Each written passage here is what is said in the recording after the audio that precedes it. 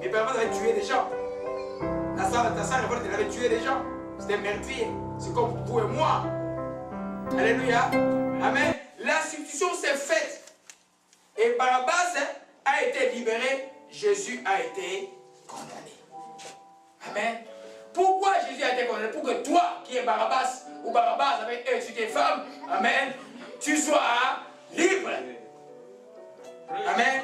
Qu'il n'y ait plus de condamnation en toi pour un péché que tu as commis il y a 10 ans. Amen. Que tu ne vives plus, que ton passé ne soit pas quelque chose qui te traîne tout le temps. Non.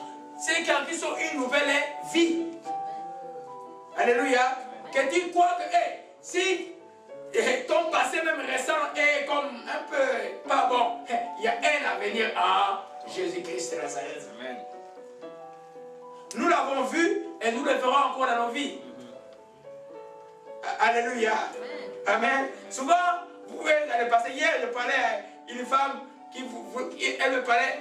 Moi, Dieu me montre que son mari est bien, son mari se comporte bien, son mari elle va rire quand je vais entendre ça, que son mari est vraiment, Dieu fait de grandes choses dans sa vie, qu'il avait un esprit, il devait mourir, Dieu l'a libéré et qu'il va bien. Mais la femme m'appelle, me parle des choses. L'esprit du couple là, c'est la première fois, c'est une de mes filles spirituelles, il va que j'aime beaucoup. L'esprit du couple là, il dit, maman, je dois te couper, l'esprit dit de te couper, si tu vas être une distraction pour moi. Je coupe le téléphone. Parce qu'elle veut trouver le passé. Les femmes ont cette attitude de vouloir grignoter un peu le passé. Amen. Laissez le passé, passer. La nouvelle vie commence maintenant. Alléluia. Amen. Tu es Barabbas. Je suis Barabbas. Je suis libéré. Christ a été condamné pour que moi, Barabbas, je sois libre. Alléluia. Amen. Amen. Amen. Alléluia. Allons un peu plus profondément pour expliquer que la condamnation, sa condamnation, la condamnation de Jésus a signé notre liberté. D'où vient la culpabilité que tu as dans le cœur? Pourquoi crois-tu que ta vie est finie? Il y en a qui croient qu'ils sont maudits. Alors que dit la Bible dit que vous avez été bénis avec la fondation du monde. Amen. Alléluia. Amen. Romains.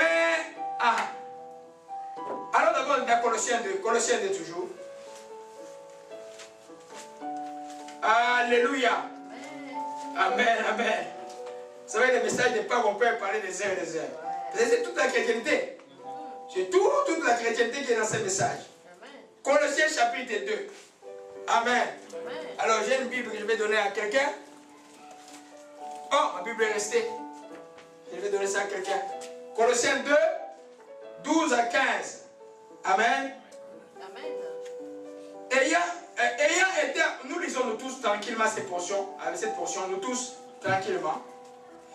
Ayant été ensevelis par les baptêmes, vous êtes ressuscités en lui et avec lui, par la foi à la puissance de Dieu qui l'a ressuscité de mort.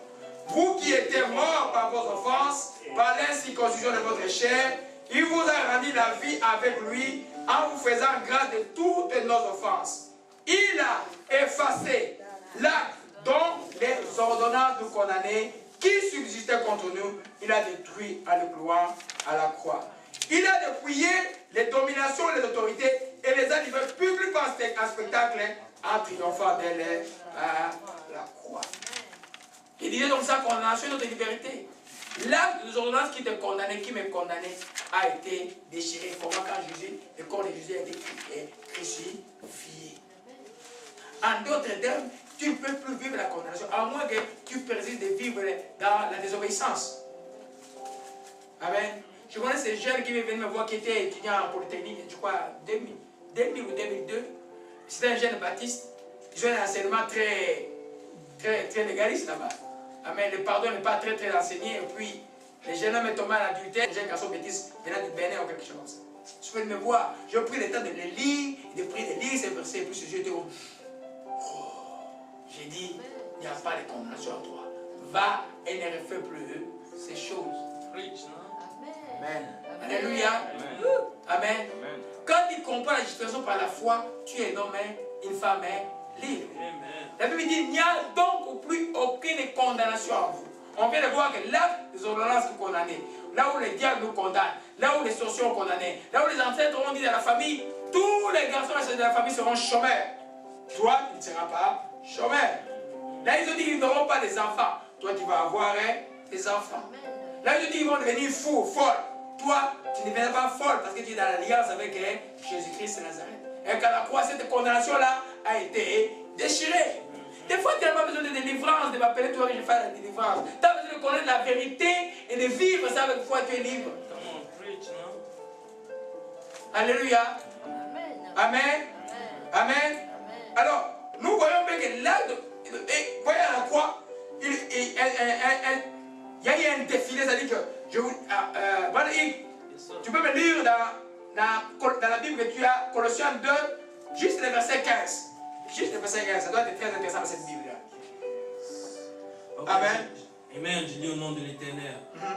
C'est ainsi que Dieu a désarmé les autorités et pouvoirs spirituels. Il les a donnés publiquement en spectacle en les amenant comme prisonniers dans le cortège triomphal de son Fils. Amen. Vous comprenez ce qui s'est passé à la croix? Alors que les gens se moquaient de Jésus, jetaient le pauvre sur lui, et c'était la victoire du côté spirituel. Tous les démons étaient liés. Dans les cortèges, tu n'as jamais dit ça dans ta Bible, hein? Il faut souligner et lire ça. Amen. Il faut suffire d'avoir une belle Bible, il faut en profiter. Amen. Tu lis ça, tu comprends que tous les démons étaient ligotés. Vos ennemis ont été ligotés. Devant le cortège triomphal de la croix. Voilà pourquoi les démons ont peur de la croix. Alléluia. Amen. Donc, ils ont été dépouillés.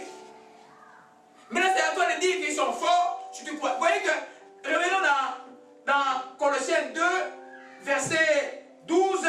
Amen. Ayant été ensevelis par le baptême, vous êtes aussi ressuscités en lui et avec lui. En lui et avec lui.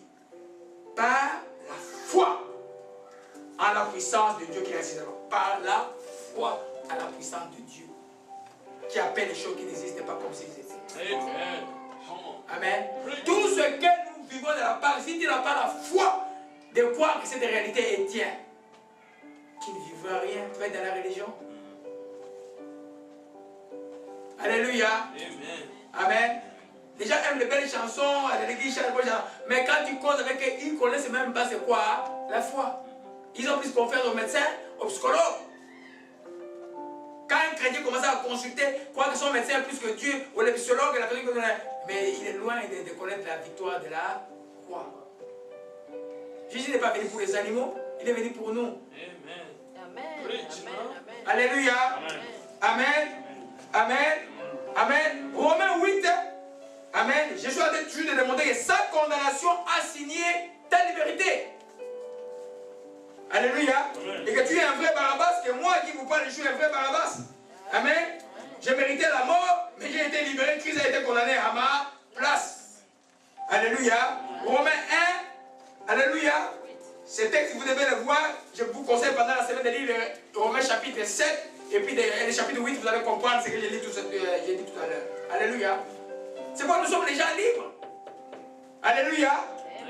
Il n'y a donc plus maintenant aucune condamnation pour ceux qui sont en Jésus-Christ. Amen. Il n'y a donc plus maintenant aucune condamnation. Parce que lui, il a été condamné. Nous sommes des Barabbas. On a été libérés. Alléluia. Amen. Amen. Alors nous comprenons rapidement dans les minutes qui suivent.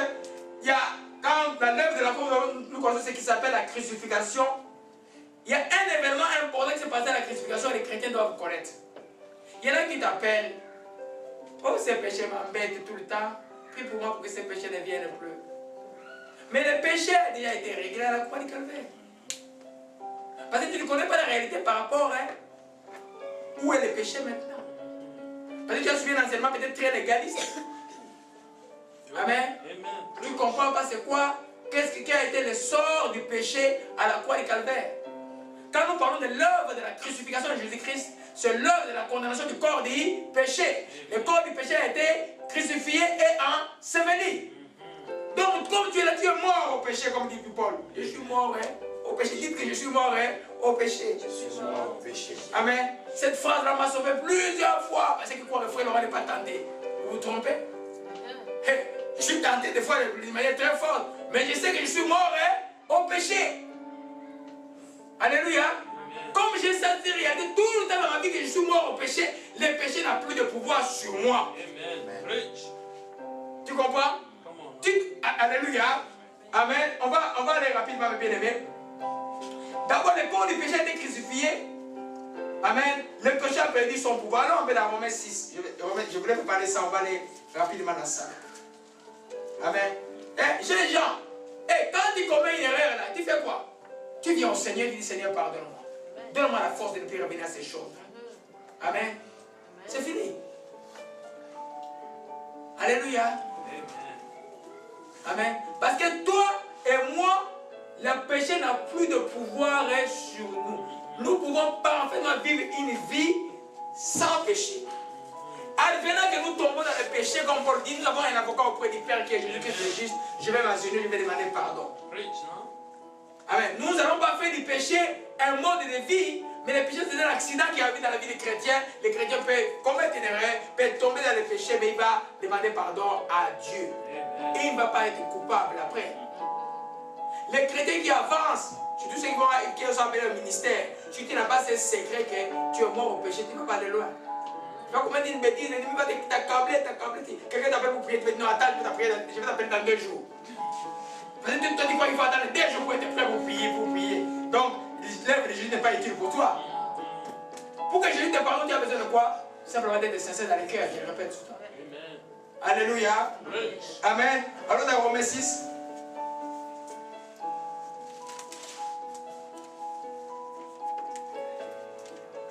Amen.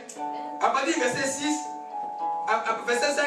En effet, nous sommes devenus une même plante avec lui par la conformité à sa mort. Nous le serons aussi par la conformité de sa résurrection. C'est-à-dire que le vieil homme a été crucifié avec lui, afin que le corps du péché fût détruit. Afin que le corps du péché fût détruit. Détruit, ça veut dire quoi? Anéanti. Le corps du péché a été anéanti. Pourquoi? Pour que nous ne soyons plus esclaves du péché. Amen. Que le péché ne nous contrôle plus. Et ici, quand tu t'identifies à Jésus-Christ, tu dois savoir que quand le corps du péché a été crucifié, le péché a perdu son pouvoir sur toi. À moins que toi-même tu lui donnes ce pouvoir, en n'ayant pas foi à ce que Jésus a fait à la croix du Calvaire. Alléluia. Amen. Amen. Pratiquement, ça veut dire quoi? Ça veut dire que celui qui est mort est libre du péché. Ça veut dire que plus ça veut dire que tu es mort. Comment quelqu'un qui est mort, un corps qui est mort, il peut encore pécher? Et c'est comme ça que nous sommes spirituellement. Alléluia. Amen. Amen. Alléluia. Amen. Bon, le verset 10, quand il est mort, c'est pour le péché qu'il est mort une fois pour toutes. Il est revenu à la vie, c'est pour Dieu qu'il vit encore. Regardez, on a été identifié avec lui par sa mort, le bénéfice de tout cela, par la crucifixion, nous bénéficions de cela. Nous sommes morts au péché. Maintenant, notre vie est en lui par le Saint-Esprit. C'est quoi Romains 8, verset 2 dit seulement, la loi de l'esprit de vie en Jésus-Christ m'a affranchi de la loi du péché et de la mort. La loi du péché et de la mort n'a plus de pouvoir pour nous sur moi. C'est la loi de l'esprit en vie de Jésus-Christ qui me conduit maintenant là. Amen.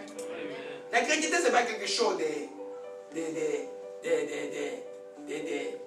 comme les gens disent, cette bassesse comme c'était pompeux et incroyable. C'est quelque chose de très spécifique. Jésus a fait des choses très spécifiques et les bénéfices sont très spécifiques. Dans chaque étape de sa croix, chaque acte qu'il a posé, nous bénéficions toujours quelque chose éternellement. Je vais dire éternellement donc sur cette terre et dans la vie éternelle. Amen. Alléluia.